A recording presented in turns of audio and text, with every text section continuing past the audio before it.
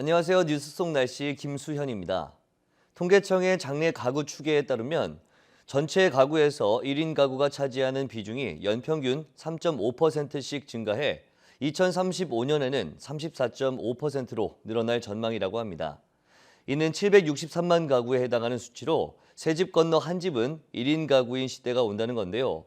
본격적인 입학철과 신입사원 채용이 시작되는 3월은 특히나 1인 가구 수가 증가하는 철이기도 합니다. 오늘은 1인 가구가 간과하기 쉬운 건강에 대한 여러 가지 내용들, 좋은 가정 의학과 김흥수 원장과 함께 이야기 나눠보겠습니다. 원장님 안녕하세요. 네, 안녕하세요. 네.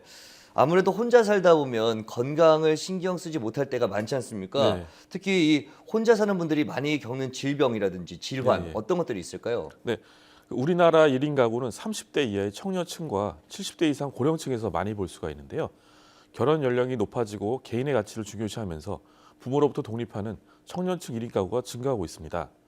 또한 자녀가 부모를 모시고 사는 경향이 줄어들면서 배우자와 사별 후에 혼자 사는 노인도 증가하고 있는데요. 남성과 여성의 평균 수명 차이로 인해서 특히 여성 고령층 1인 가구가 남성보다 더 많은 것으로 알려져 있습니다.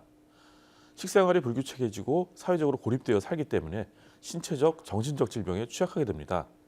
편식으로 인한 영양 불균형으로 인한 빈혈이라든가 골다공증이 생기기 쉽습니다. 또한 과식이나 야식으로 인한 비만이라든가 지방간이 발생합니다. 또 음주나 불규칙한 식사로 인해서 위염, 식도염이 악화되기도 합니다. 혼자 사는 노인의 경우는 치매 위험성이 높아지는데요. 이혼은 혼자 살면 3배 이상, 젊어서부터 독신인 경우는 6배 이상 높아진다고 합니다. 또한 고독을 많이 느껴서 우울증과 자살 위험성이 높아집니다.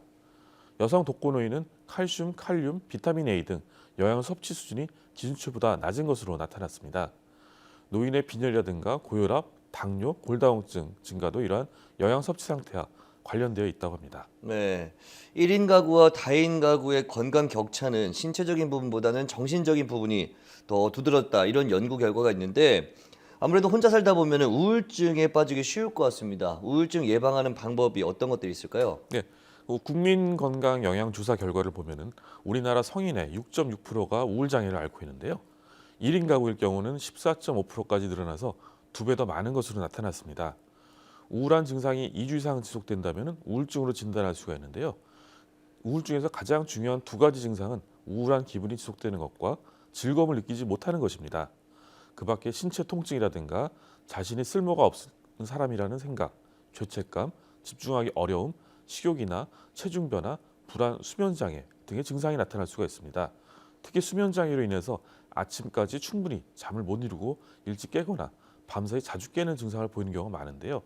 많은 환자가 식욕 감소와 체중 저하를 보이는데 일부 환자에서는 식욕이 증가하고 수면이 길어지는 비전형적 양상을 보이기도 합니다. 우울증 예방으로서는 좋은 친구 관계라든가 사회적 지지 등이 도움이 될 수가 있습니다. 신체적 활동과 운동이 스트레스 조절과 우울 증상 감소에 도움이 되고요. 자전거라든가 달리기, 수영 등 자신이 즐길 수 있는 운동을 하는 것도 권장됩니다. 과도한 음주라든가 흡연 등은 우울 증상을 악화시키기 때문에 피해야 합니다. 가장 중요한 것은 우울증이 악화되기 전에 초기 증상 때 치료를 받는 것입니다.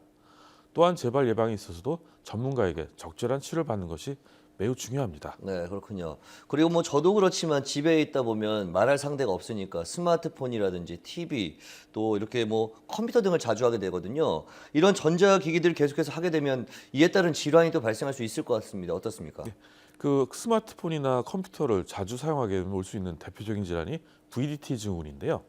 VDT 증후군 관련 질병에는 근막 통증 증후군, 손목 터널 증후군, 디스크, 거북목, 안구 건조증 등이 해당됩니다. 근막 통증 증후군은 주로 어깨나 목 부위의 근막 관련 통증이 나타나는 것입니다.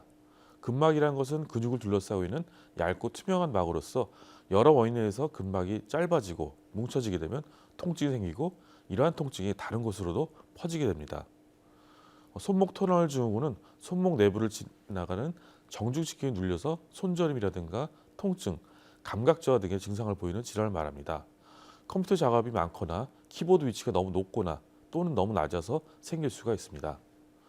또 디스크는 추간판 탈출증이라고 하는데요. 척추의 뼈와 뼈 사이에 몸의 충격을 흡수시켜주고 완충 역할을 하는 것이 추간판입니다. 이것은 추간판이 원래 위치에서 탈출해서 주위 구조물을 압박해서 신경 증상이 발생하는 것입니다. 잘못된 자세를 오래 유지하게 되면 추간판이 밀려나면서 주로 허리 통증과 무릎 아래로 터지는 통증을 일으킬 수가 있습니다. 거북목 증후군은 목을 앞으로 쭉 빼고 있는 거북이 목과 비슷해서 그렇게 이름 붙였습니다. 컴퓨터나 스마트폰 화면이 눈높이보다 낮을 경우에 또 장시간 같은 자세로 내려다볼 경우 가장 큰 원인이 되고 있습니다. 어깨라든가 목 주위가 자주 뻐근하고요. 등이 굽고 옆에서 보면 고개가 어깨보다 앞으로 빠져나와 있습니다. 쉽게 피곤해지고 두통이 있으면서 어지럼증도 느낄 수가 있습니다. 안구건조증은 컴퓨터 모니터라든가 스마트폰을 오래 보면 눈을 깜빡이는 횟수가 줄어서 눈물이 적게 나와서 눈이 빡빡해지거나 이물감이 느껴지는 증상을 보이는 질환입니다. 네. 그리고 또 한 가지 문제가 되는 게 혼자 있다 보면 그 음식을 챙겨 먹기가 좀 쉽지가 않습니다. 그렇다 보니까 한 번 먹을 때 많이 먹거나 아니면 이제 편의점이라든지 가볍게 이렇게 인스턴트 음식을 많이 먹게 되는데 이로 인해서도 우리 몸에 좀 좋지 않은 영향이 끼칠 것 같습니다. 어떻습니까? 아무래도 그 1인 가구의 경우는 불규칙한 식사라든가 또 수면 시간이 늦어지면서 야식과 폭식을 하는 경우를 많이 볼 수 있는데요. 우울증이라든가 고독감으로 스트레스가 심해지면은 불면 또 배고픔 등이 나타날 수가 있습니다. 대부분 스트레스 호르몬은 식욕을 감소시켜 주지만 스트레스에서 벗어나는 경우 오히려 식욕이 늘게 되는 경우도 있습니다. 예.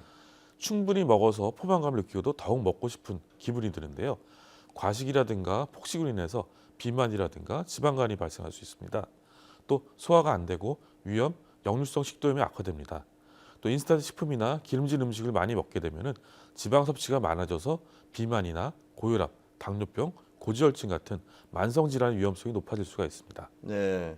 이렇게 1인 가구의 경우에는 식사가 제일 문제가 되는데 그렇다면 바람직한 식습관은 어떤 것들이 있을까요?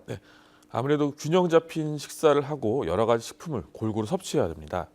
매일 섭취하는 음식의 종류와 양을 기록하는 식사일기를 작성하는 것도 좋습니다. 식사에 드는 비용을 확인하고요. 또 식사 패턴을 쉽게 파악해서 식사 습관을 변화시키는데 중요한 역할을 할 수 있습니다. 패스트푸드라든가 인스턴트 식품은 좀 자제해야 되고요. 신선한 채소와 과일을 우선 선택해야 됩니다. 천천히 식사하고 꼭꼭 씹어 먹는 습관이 좋습니다. 식사를 급하게 하는 사람보다 씹고 열심히 천천히 먹는 사람에 있어서 치매에 덜 걸린다고 합니다.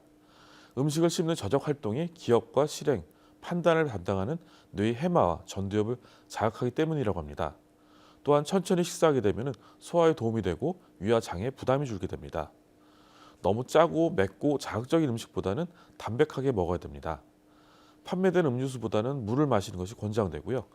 아침 식사를 챙겨서 점심, 저녁 과식을 피해야 합니다. 수면 시간을 충분히 확보해서 피로를 줄이고 야식을 먹을 기회를 없애는 것이 좋습니다. 네. 그 마지막으로 1인 가구가 건강하게 또 행복하게 살 수 있는 방법이 있다면 어떤 것들이 있다고 보시나요? 네, 아무래도 규칙적인 생활 습관을 유지해야 되고요. 과도한 음주는 좀 자제해야 됩니다. 좋아하는 취미나 운동을 즐겨하는 것도 좋은 방법이고요. 또 가족과도 자주 연락하고 만나는 것도 필요합니다. 또 친구를 포함해 다양한 사람들과 어울려 만나는 것도 좋습니다. 특히 독거노인은 신체적, 경제적인 어려움으로써 혼자서 식사를 해결하는데 힘들어서 영양 섭취가 충분하지 않은 경우가 많은데요. 독거노인을 대상으로 하는 급식 및 식사 제공 서비스를 고려해야 됩니다. 보건기관이라든가 노인복지관, 또 거주시설, 마을회관 같은 노인의 주요 생활 공간에서 서로 연결된 건강과 영양관리 시스템 구축이 바람직합니다. 또 경제적 힘든 독거노인에 대한 충분한 재정 지원도 필요하게 됩니다. 네, 그렇군요. 오늘 말씀 고맙습니다. 네, 뉴스 속 날씨 오늘 준비한 소식은 여기까지입니다. 시청해주신 여러분 고맙습니다.